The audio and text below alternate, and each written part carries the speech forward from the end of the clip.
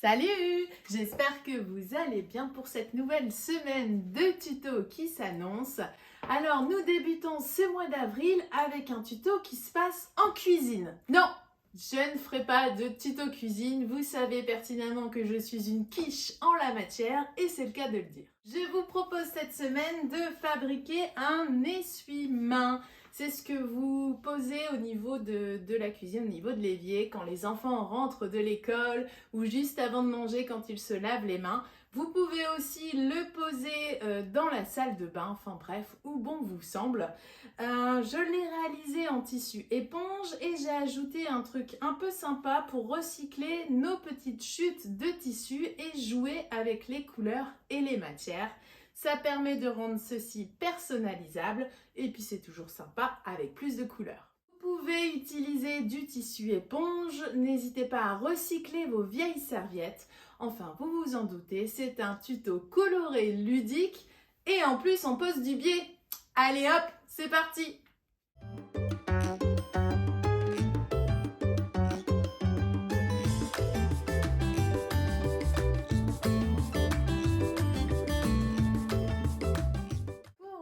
De cette semaine, il vous faudra donc du tissu un peu éponge. Donc moi j'ai du tissu éponge bambou qu'il me restait ici du temps où je faisais des lingettes démaquillantes.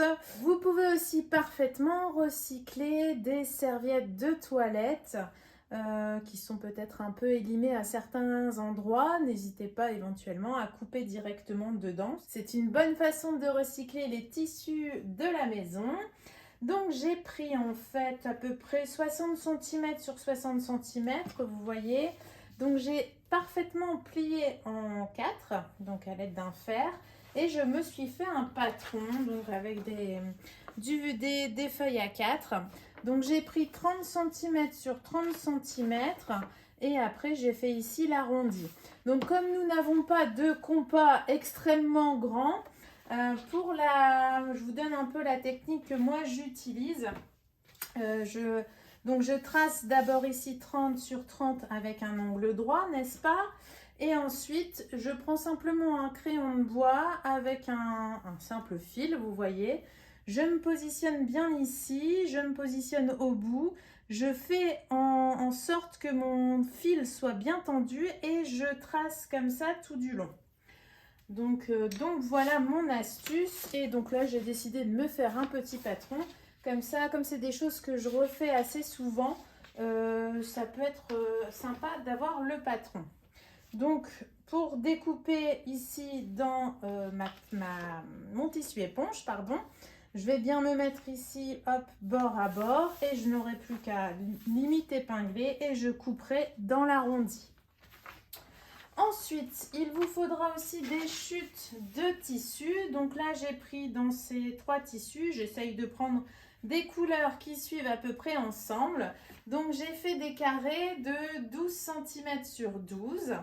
En fait, ces petits carrés vont ensuite être assemblés un peu sous forme de patchwork et on viendra les mettre au centre de notre essuie-main.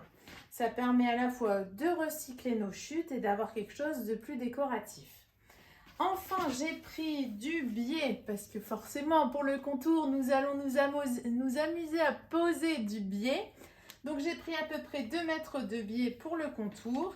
Et après, j'ai pris 28 cm d'un autre biais pour faire la petite accroche, vous savez. Vous pouvez également broder ces tissus éponges.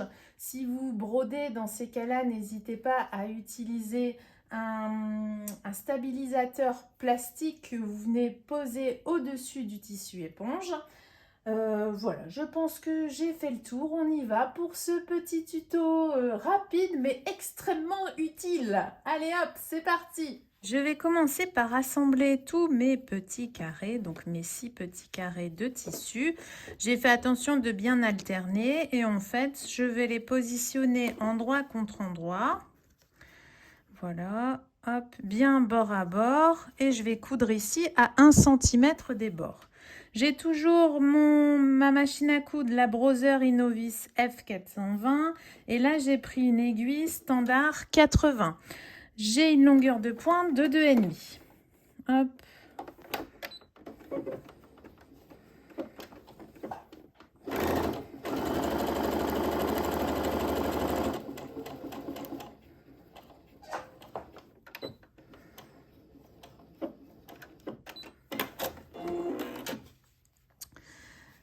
Donc, ces deux-là sont assemblés. Je vais mettre ensuite celui-là vers le bas. Tac. Donc, endroit contre endroit. Voilà. Et je vais venir coudre à 1 cm.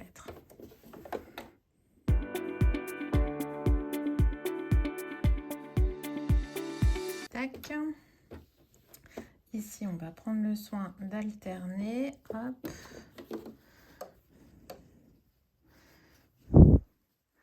Donc, endroit contre endroit et couture à 1 cm.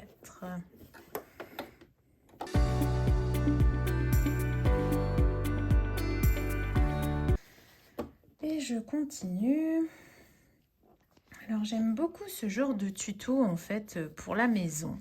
Je trouve ça hyper sympa aussi de faire des cousettes, vous savez, comme les coussins d'ameublement, ce genre de choses. C'est hyper sympa et en plus, c'est hyper pratique et ça revient beaucoup moins cher aussi. Et au moins, on a ce qu'on veut.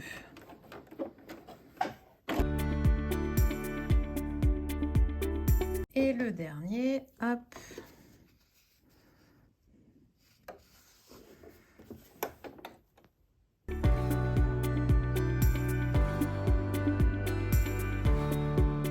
Voilà, donc ça c'est fait. Donc ensuite je vais aller directement au fer pour venir écarter mes marges de couture et les aplatir directement. Et ensuite je viendrai ici replier, hop, vous voyez, tout le bord sur 1 cm. Et ce côté-ci et ce côté-ci également. Voilà, je suis passée au fer, donc voici ce que vous obtenez, vous voyez. Donc j'ai bien écarté mes coutures ici au niveau des raccords des tissus et j'ai rabattu de chaque côté. Comme ça, hop, sur l'endroit, ça fait quelque chose de propre. J'ai également ici coupé, puisqu'on a un peu d'excédent normalement. Donc vérifiez quand même par rapport à votre arrondi, votre cercle en tissu éponge. J'ai coupé 1 cm de chaque côté. Ok. Et j'ai marqué le milieu ici au stylo et également ici le milieu au stylo. Donc j'ai simplement replié et j'ai marqué le milieu. Pour mon tissu éponge, je suis allée directement au fer à repasser et j'ai marqué en fait le pli du milieu au fer. Donc ça c'est ok. Maintenant ce que je vais faire, c'est que je prends deux petites épingles. Et l'idée, hop, voilà, c'est de positionner notre bande en plein sur le milieu. Et je vais faire correspondre ici le milieu. Hop, tac, tac. Voilà. Je vérifie ici si je tombe bien dans le milieu au niveau du pli. Voilà. Éventuellement, je peux rajouter des petites aiguilles pour être sûre. Je fais attention de bien tendre mes tissus. Hop. Donc, je vais rajouter une petite aiguille ici dans le milieu. Et ensuite, ici et ici. Hop. Donc là, pareil, je fais exactement la même chose de l'autre côté. Oh, mince. J'ai failli me tuer le doigt. Hop. Dangereux ces petites pinces magiques. Et hop, je vais rajouter une petite épingle ici. Je suis bien dans le milieu, yes. Voilà, une fois que c'est tout épinglé, voilà, je vais faire une petite couture ici en haut. Et également une petite couture ici en bas à 2-3 mm des bords.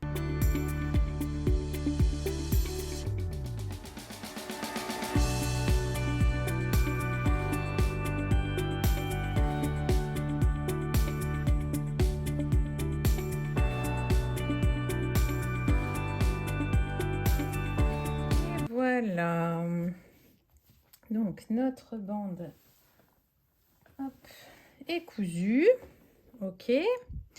Maintenant, je vais m'occuper ici de la petite attache. Pour former la petite attache, je vais reprendre le petit morceau de biais et je vais d'abord ici, hop, les mettre endroit contre endroit et je vais faire ici une petite couture à 0,5.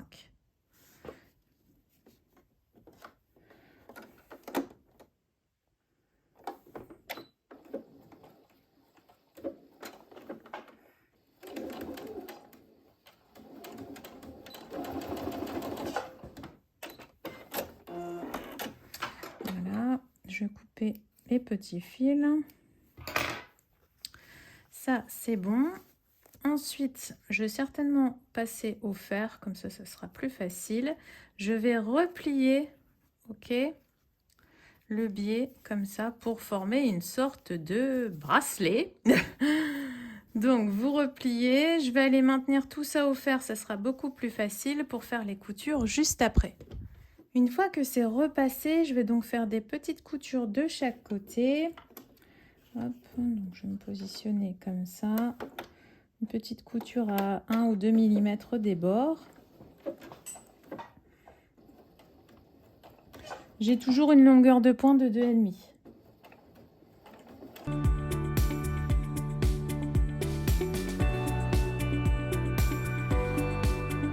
Voilà, j'ai fait un côté. Je vais pouvoir enlever les petits fils.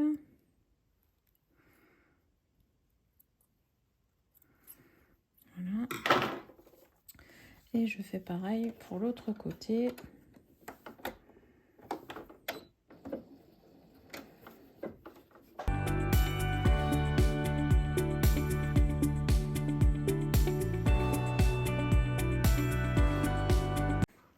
Donc une fois que c'est ok, on va essayer de prendre le plus beau côté.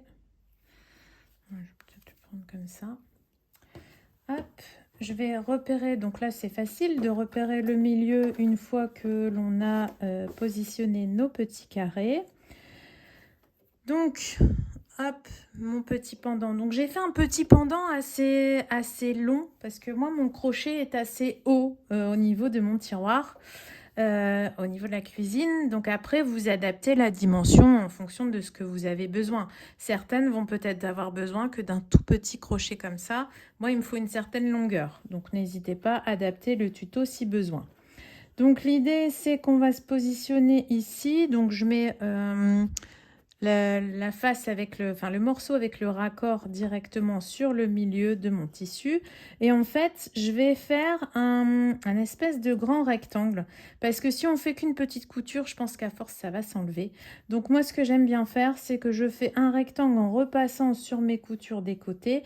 Et je fais un point de renfort en croisant directement. Et je fais un rectangle assez large. On va dire qu'il fait à peu près, vous voyez, ouais, 4 cm peut-être, un truc comme ça.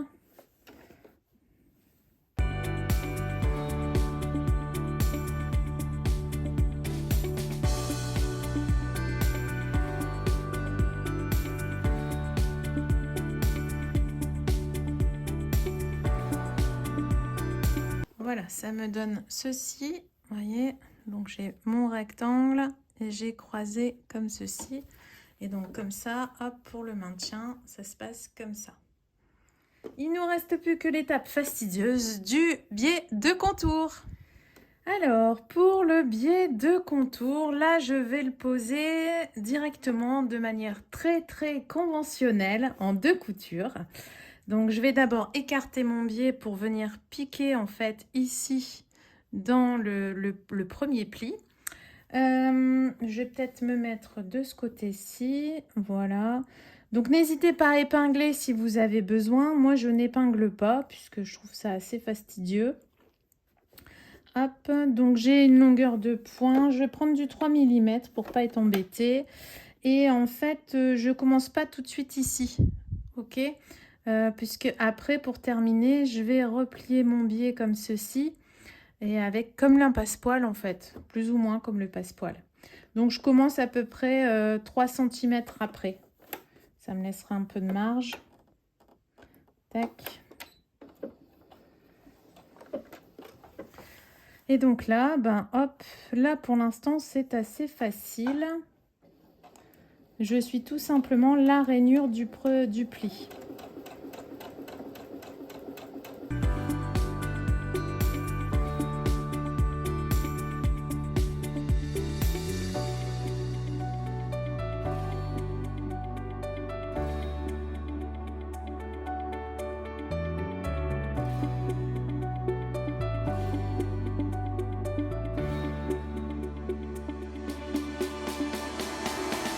Alors j'arrive ici au raccord, je dois couper ça.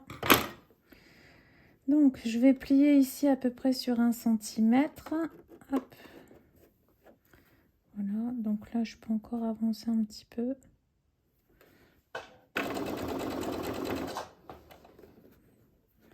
Voilà, je vais bien faire correspondre mes plis.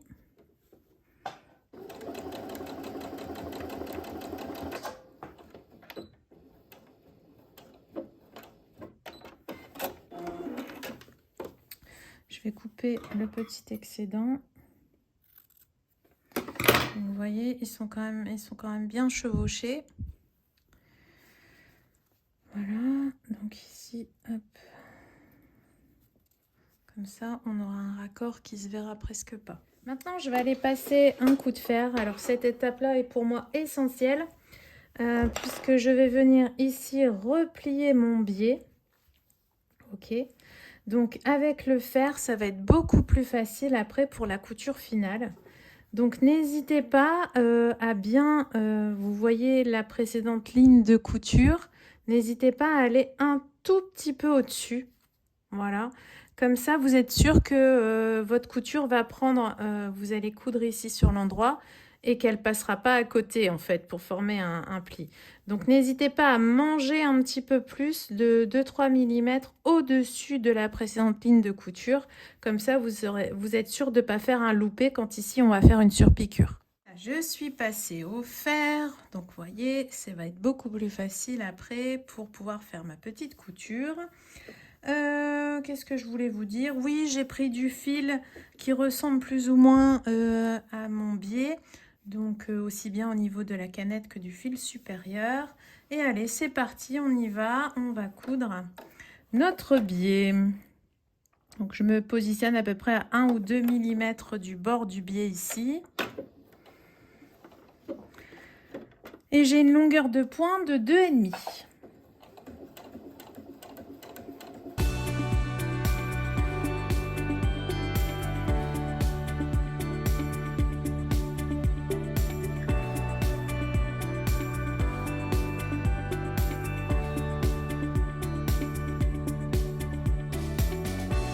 Et voilà, notre biais est posé.